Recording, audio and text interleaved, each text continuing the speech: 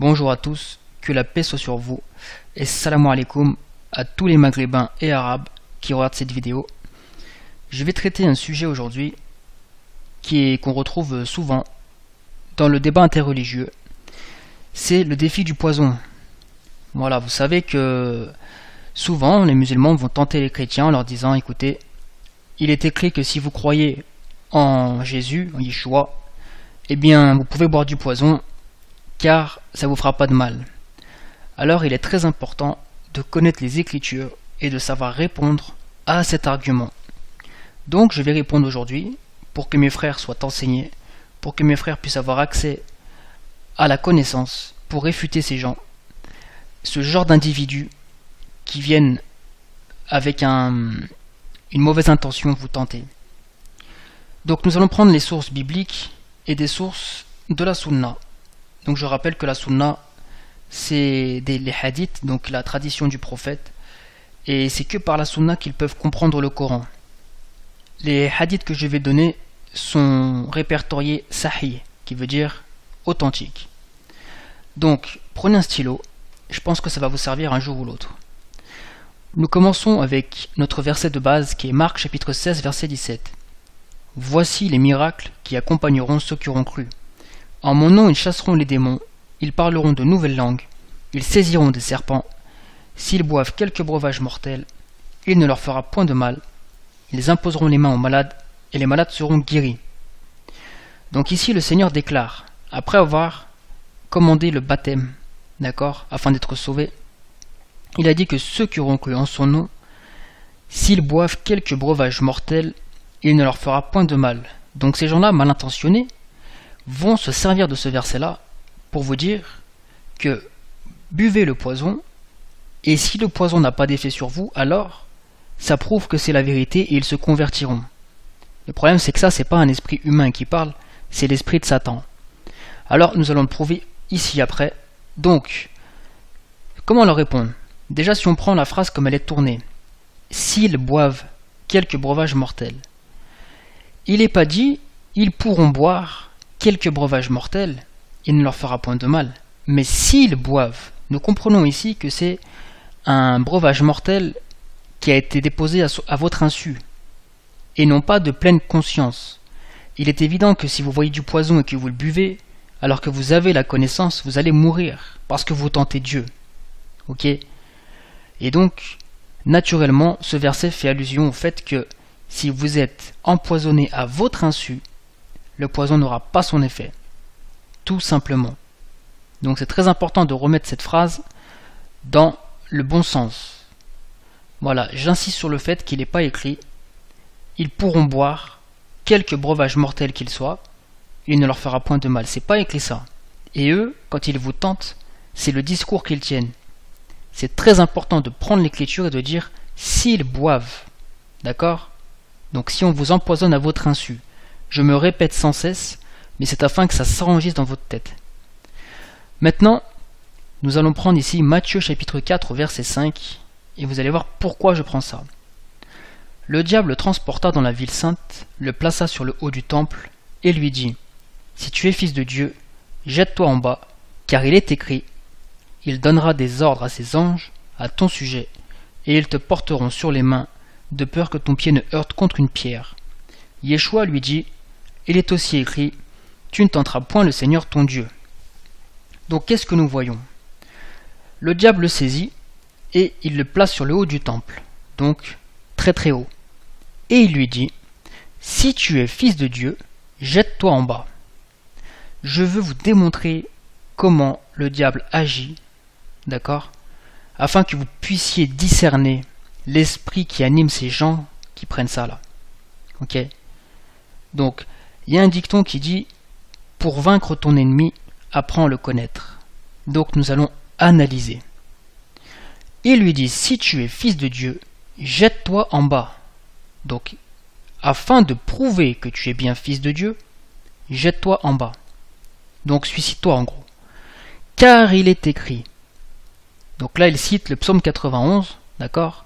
Donc nous voyons que le diable cite l'écriture pour tenter le Seigneur en lui disant « Si tu es vraiment le Fils de Dieu, jette-toi en bas. » Ok?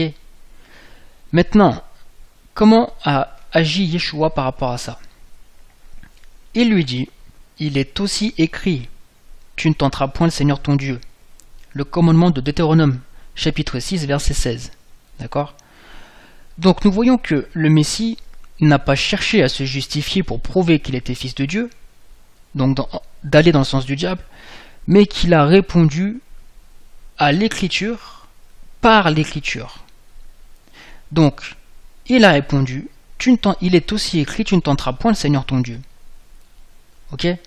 Donc c'est très important de voir comment le Messie a confondu le diable, parce que par 3 reprises, il a tenté, par 3 reprises, le Messie lui a tenu tête, et le diable a fui.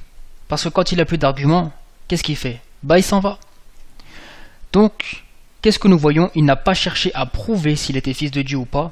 Nous n'avons rien à prouver. Nous n'avons plus d'ego si nous sommes nés de nouveau. On n'a rien à prouver aux hommes. À Dieu seul. Ok? Tout simplement. Donc, la méthodologie du diable, c'est afin de prouver que tu es bien fils de Dieu, jette-toi en bas. Car il est écrit. Et qu'est-ce qu'ils font eux? Eh bien, afin de prouver que vous êtes vraiment ses disciples, que vous avez bien cru en lui, eh bien, buvez du poison, ok, car il est écrit que vous pouvez en boire. C'est exactement l'attitude que le diable a eue.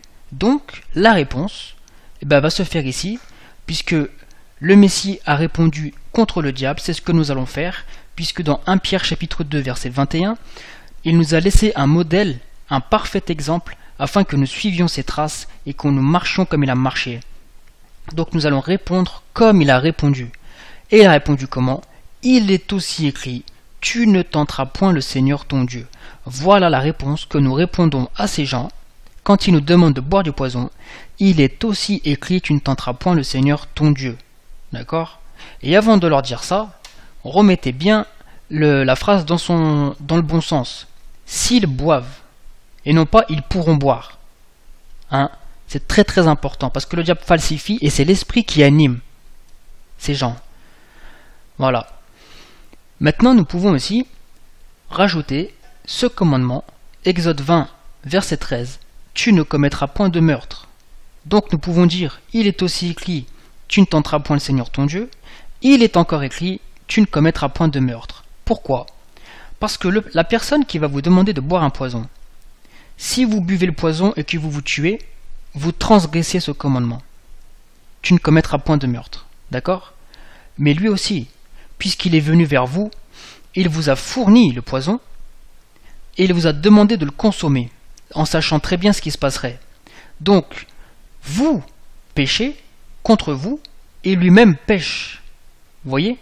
Les deux, ici, sont coupables de transgression de la loi à cause de ce commandement, tu ne commettras point de meurtre. Vous sur votre personne et lui contre vous. Vous voyez? Donc voilà, ça va leur passer l'envie de vous tenter de cette façon-là. Maintenant, nous allons aller dans leur source, donc dans la Sunna, et nous allons voir ce que nous pouvons trouver à ce propos. Nous avons Sahih Bukhari, qui est l'imam Bukhari, l'imam le plus réputé pour l'authenticité des hadiths, d'accord, pour sa chaîne de transmission. Donc tout ce que cet homme a rapporté est classé Sahih, authentique. On ne remet pas en question Bukhari. Donc nous avons Sahih Bukhari 5778 rapporté par Abu Huraira. Le prophète a déclaré: quiconque se jettera volontairement d'une montagne et se suicidera sera dans le feu infernal, tombant dedans et y demeurant éternellement. Et quiconque boira du poison et se suicidera portera son poison dans sa main et le boira en enfer, où il se perpétuera éternellement. Et quiconque se tuera avec une arme de fer portera cette arme dans sa main et poignardera son ventre avec elle dans le feu de l'enfer, dans lequel il demeure éternellement. Alors, qu'est-ce que nous voyons ici? C'est marrant parce que nous voyons deux attitudes différentes. Premièrement, celui qui se jettera volontairement d'une montagne afin de se suicider, il ira dans le feu éternellement. D'accord? Donc c'est un peu ce que le diable a fait ici. Il n'a pas demandé d'une montagne, mais du haut du temple. Mais c'est exactement la même chose. Si tu te jettes volontairement d'une montagne, c'est ce qu'il a essayé de faire. Jette-toi en bas. Si le Messie l'aurait fait, il se serait été volontairement. Et donc il aurait été coupable ici, vous voyez? Eh bien, ça aurait été le feu infernal éternel. Et on compare ici la même attitude à celui qui boit un poison et qui se suicide avec ce poison. Eh bien, il boira ce même poison dans l'enfer où il restera éternellement. C'est ce qu'ils veulent faire ici. Donc nous voyons que ce hadith regroupe ces deux choses-là. Vous voyez? Donc, c'est bel et bien l'esprit du diable qui vous pousse au suicide par sa ruse. Voilà. Et donc, forcément, quiconque boit du poison et se suicide, eh bien, ira en enfer éternellement et il boira son poison en enfer éternellement. Le même poison avec lequel vous vous serez tué, vous le boirez éternellement en enfer. Donc, en sachant ça, la réponse qu'il faut leur donner, c'est « Pourquoi veux-tu que moi j'aille en enfer ?» Nous voulons que vous n'y allez pas. Nous voulons que vous soyez sauvés. C'est pour ça que nous vous prêchons l'évangile. Pourquoi veux-tu absolument que nous allions en enfer? Nous voyons bien où est la paix, où est l'amour et où est la sincérité. Vous voyez? Maintenant, nous allons prendre ce hadith qui est, j'ai envie de l'appeler, une arme de guerre. Pourquoi? Parce que vous savez, il y a un dicton qui dit « Il y a un temps pour la diplomatie et un temps pour l'action, et la diplomatie c'est fini. » Donc maintenant, nous allons contre-attaquer sur leur attitude qu'ils ont eue envers nous. C'est-à-dire, Sahih Bukhari 5445. Saad a rapporté, le messager d'Allah a déclaré, celui qui mange cette date d'Ajwa chaque matin ne sera pas affecté par le poison ou la magie le jour où il les mangera. C'est-à-dire que le prophète lui-même a déclaré que celui qui mangera cette date d'Ajwa, c'est des dates de Médine. Ok? Chaque matin, donc la condition c'est d'en manger 7 chaque matin, eh bien, il ne sera pas affecté par le poison ou par la magie le jour où il les mangera. Donc si vous mangez cette date, comme ça, de Médine, un lundi matin, tout le lundi, vous pouvez boire le poison que vous voulez, il n'aura aucun effet sur vous. Donc, juste avec ce hadith ici, nous renversons la situation. Maintenant, celui qui était du bon côté du pistolet se retrouve face à son canon. Vous voyez? Parce que maintenant, c'est eux qui se retrouvent avec le poison. Puisque tu nous as amené le poison, en nous tentant par nos écritures, sache que tes écritures disent la même chose. Donc, à toi de te fournir cette date d'Ajwa, où on te les commande, elles sont un peu chères, mais on peut les faire venir par internet. C'est des dates de Médine. On te les commande et ensuite on te les fournit ces dates. Ok? Et ensuite tu pourras consommer ton poison tranquillement. Et tu nous prouveras que ce qui est dit là est véritable. Parce que c'est la parole du messager d'Allah. Ok? Tout simplement. C'est très clair. Si tu en consommes, tu ne seras pas affecté par le poison. Ok? Tout au long de cette journée.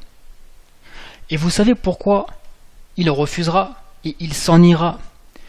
Tout simplement pour la simple et bonne raison que le prophète de l'islam aimait beaucoup les dattes. Il mangeait beaucoup de dattes, c'était un aliment qu'il préférait par-dessus beaucoup d'autres. Le problème, c'est que ça ne l'a pas empêché d'avoir été empoisonné et d'en mourir. Je vais expliquer ça tout de suite. Sahih Bukhari 4249, rapporté par Abu Huraira. Quand Khaybar a été conquis, un mouton cuit contenant du poison a été donné comme cadeau à l'apôtre d'Allah. Donc là, c'est très clair. Ils ont conquis Khaybar, qui était une forteresse juive, et là, on a apporté un mouton empoisonné comme cadeau à l'apôtre d'Allah. Très bien, nous allons continuer. Sahih Bukhari 2617. Anas ibn Malik a rapporté: une juive a apporté un mouton empoisonné pour le prophète qui en a mangé. Elle a été amenée au prophète, on lui a demandé: allons-nous la tuer? Il a dit non, pas pour l'instant. J'ai continué à voir l'effet du poison sur le palais de la bouche du messager d'Allah. Donc, cette juive a apporté ce mouton empoisonné, il en a mangé. Ok? Et nous voyons quoi? Anas déclare: j'ai continué à voir l'effet du poison sur le palais de la bouche du messager d'Allah. Donc, un homme qui vous dit que si vous mangez cette date d'Ajwa hein, en plus de Médine, voilà, il y a beaucoup vécu à Médine, ok. Eh bien cet homme-là lui-même n'a pas été préservé des effets du poison. C'est pour cette raison-là que un musulman ne peut pas vous tenter avec ça, parce que lui-même ne mangera jamais ces dattes en consommant le poison après, parce que ce poison a eu son effet ici sur leur prophète. Et nous allons continuer. Sahih Muslim 2190.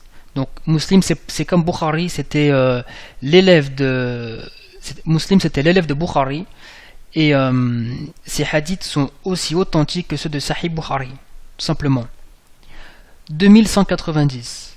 Anas a rapporté qu'une juive est venue au messager d'Allah avec du mouton empoisonné, et il a pris de ce qui lui avait été apporté. Quand l'effet de ce poison a été ressenti par lui, il a appelé pour elle et lui a demandé à ce sujet. Après quoi elle a dit « J'avais décidé de te tuer ». Là-dessus il a dit « Allah ne vous donnera jamais le pouvoir de le faire ». Il a dit que le compagnon du saint prophète a dit « Ne devrions-nous pas la tuer ?» Alors il a dit non. Anas a dit « J'ai ressenti les effets de ce poison sur la luette du messager d'Allah ». Donc une autre source nous apporte que ce poison a bel et bien eu son effet sur le messager d'Allah. Ok, ce poison a été ressenti par lui, et Anas lui-même déclare que j'ai ressenti les effets de ce poison sur la luette du messager d'Allah. Donc en sachant qu'il mangeait des dattes, il n'aurait pas dû être impacté par le poison, ou alors il y a un problème dans l'authenticité de ce qui a été apporté, tout simplement. Ensuite vous avez Sunan ibn Majah. Vous avez deux références ici, selon les versions. 3675 ou 3546. Il a été rapporté d'Ibn Umar qu'Oum Salameh a dit « Ô messager d'Allah, chaque année vous souffrez encore à cause de la viande empoisonnée que vous avez mangée. » Il a dit « Rien ne m'arrive, mais il a été décrété pour moi quand Adam était encore au stade d'être de l'argile. » Donc, ici nous voyons très bien que Ibn Umar, Salameh, a apporté « Chaque année vous souffrez encore à cause de la viande empoisonnée que vous avez mangée. » Donc nous comprenons bien que ce poison a eu lieu au fil des années. Eh bien le poison a eu son effet sur le messager d'Allah, qui continuait de manger très certainement des dattes, et c'est pas pour autant que ça l'a guéri. Donc ni ça l'a préservé du poison, ni ça l'en a guéri, tout simplement. C'est pour cette raison-là que ces gens ne feront jamais de manger des dattes et ensuite de boire le poison. Ils ne pourront plus que s'enfuir parce qu'ils n'auront plus rien pour vous tenter. Maintenant, nous allons prendre l'exégète musulman Ibn Kathir dans son tafsir qui apporte justement l'interprétation des versets. Dans le Sahih, il est cité que les juifs de Khaybar offrirent à l'envoyé de Dieu un mouton rôti en empoisonnant l'épaule. En le prenant entre ses dents pour saisir un morceau, l'épaule lui déclara qu'elle est empoisonnée. Le poison eut son effet sur ses incisives et son aorte.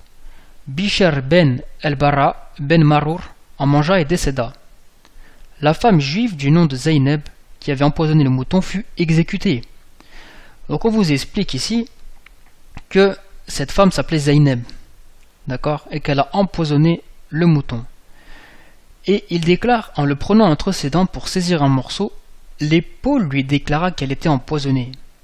Donc ici vous voyez un miracle scientifique du Coran. L'épaule s'est mise à parler au prophète pour l'avertir qu'elle était empoisonnée. Mais le poison eut son effet sur ses incisives et son aorte. Ok? Donc le poison a bel et bien eu son effet. Et là nous voyons quoi? Nous voyons que le compagnon en a mangé et il décéda. Donc là du coup il n'y a plus de miracle scientifique. Hein? Et suite à ça, ils ont pris un peu les boules et ils ont exécuté Zaynab. Voilà. Maintenant nous prenons Sahih Bukhari 4428, rapporté par Aïcha. Le prophète, dans sa maladie dans laquelle il est mort, disait « Ô Aïcha, je ressens toujours la douleur causée par la nourriture que j'ai mangée à Khaybar, et en ce moment, j'ai l'impression que mon aorte est coupée à cause de ce poison. » Voilà. Donc, nous voyons bien que ce poison a eu son effet jusqu'à sa mort, ok, parce que cela a causé une maladie mortelle. Et les dernières paroles qu'il a eues envers Aïcha, eh bien, qu'elle rapporte elle-même, Je ressens toujours la douleur causée par la nourriture que j'ai mangée à Khaybar. Et en ce moment, j'ai l'impression que mon aorte est coupée à cause de ce poison. Donc le poison a eu son effet et a eu raison de lui jusqu'à sa mort. Et nous allons terminer par celui-ci, Sunan ibn Majah 1690. Aïcha a rapporté: je n'ai jamais vu quelqu'un souffrir d'une telle souffrance que le messager d'Allah. Donc c'est très clair, depuis le jour où il a mangé ce mouton empoisonné jusqu'à sa mort, il a beaucoup souffert. Donc la moralité c'est quoi? C'est que ici nous voyons très bien que lorsqu'il vous tente avec l'écriture, c'est exactement ce que leur père, j'avais dire, a fait ici, c'est-à-dire il vous tente avec l'écriture comme le diable a fait. Et nous avons l'attitude du Messie qui lui a résisté. Nous voyons qu'il est écrit aussi: tu ne tenteras point le Seigneur ton Dieu. Donc voilà de quelle manière nous pouvons répondre à ces gens-là. Et très très important de remettre la phrase dans le bon sens en leur disant qu'il n'est pas permis de boire tout ce qu'on veut, mais que s'ils boivent à leur insu, c'est évident, quelques breuvages mortels, il ne leur fera point de mal. Et celui-ci qui est très très important, Sahih Bukhari 5445, celui qui mange 7 dattes d'ajowa chaque matin ne sera pas affecté par le poison tout le long de la journée qu'il en a mangé. Donc voilà, le poison qu'on vous emmène, laissez-le amener son poison, et une fois qu'il l'a emmené, vous lui expliquez ça, ok? Vous répondez comme le Messie a répondu, il est aussi écrit, d'accord? Vous répondez à l'écriture par l'écriture, tu ne tenteras point le Seigneur ton Dieu. Vous pouvez ajouter celui-ci, et maintenant que vous lui avez fermé sa bouche, vous renversez la situation contre lui. Maintenant il est déclaré dans votre sunna, qui est authentique, que vous pouvez manger 7 dattes d'ajowa chaque matin et que le poison n'aura pas d'effet sur vous. Alors le poison que tu m'as emmené, t'es bien gentil, maintenant tu peux le consommer après avoir mangé tes dattes d'ajowa. Et sachez que s'il meurt, vous n'êtes responsable de rien parce que c'est pas vous qui avez emmené le poison. C'est lui qui a amené son propre poison. Donc il est pris à son propre piège. Tout simplement. Voilà comment réfuter ces musulmans qui sont mal intentionnés envers nous avec cette histoire du poison. J'espère que ça vous aide et sur ce, que Dieu vous bénisse.